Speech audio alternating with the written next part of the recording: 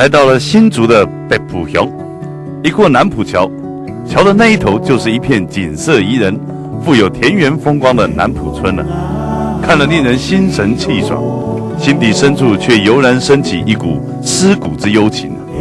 此时，耳边隐隐传来潺潺的流水声，转头一望，一座古老的水车就耸立在不远的身旁。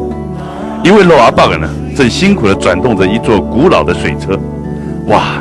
想不到深藏在儿时记忆里的画面，竟然生动地呈现在我眼前。刹那间，我的眼神不禁被这感人的情景深深地吸引着。你水车吧就要130人嘅事啦。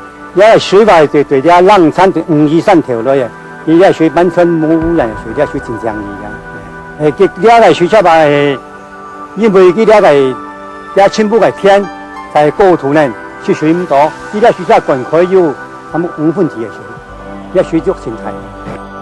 这水的流量的确是又大又清澈，实在是难能可贵。直到今天，这座拥有130多年历史的水车，它依旧尽其本分地转动着，为我们南埔村的客家庄灌溉着这里的每一份田地，永不停息。就在与这位老阿伯的闲聊之际，更亲自为我们控窑。控窑的情景顿时勾起我儿时的童玩记忆。在现在的时代里，都市的小孩哪里懂得什么是控窑？就连我也是难得一见啊！特别做生意就靠要做得好咩？甚至话就呢些的东西是到一般人冇用用啊。因为刚些水喺北部乡农会啊，那是又叫搬出3条班啦，3条班这样做搬上啦。在台条卖出去啊，4条什么话做卖咩？喺我清楚嗰时啊，就是清楚嗰时做那好啦。佢讲到你本人咧控窑做传统嘅做法咧，控窑佢咪做起家做起家起要提4年嚟的事咧，哎。说起控窑的故事，那真是令人鼻酸啊！在以前的日子里，人们的生活颠沛流离，只为了主食充饥所延伸的控窑，是多么的克难与无奈。如今的控窑情景，居然是为了提供给游客们享受乡间烤肉的野趣。当然，来到南埔村的客家庄，要你欣赏与回味的不只是控窑而已。今天的南埔村已经发展成为一个相当有名的观光游览胜地。